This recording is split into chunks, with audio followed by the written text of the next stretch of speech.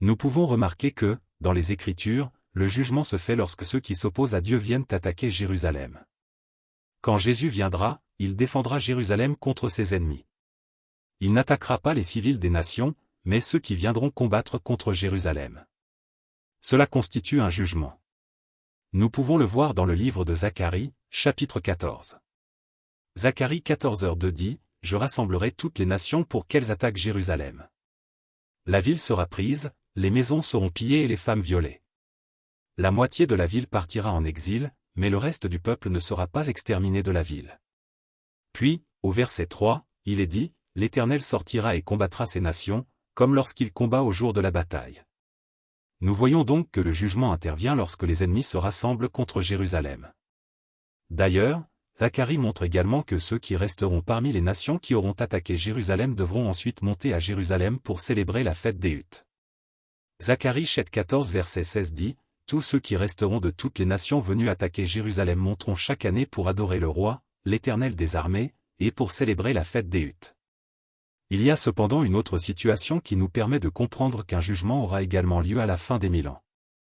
Là encore, nous retrouvons le même principe, les méchants sont rassemblés et viennent attaquer le peuple de Dieu.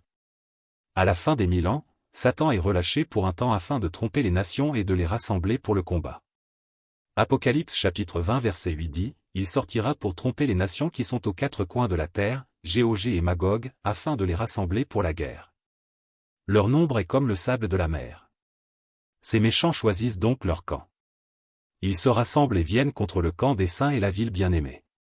C'est alors que le jugement est exécuté.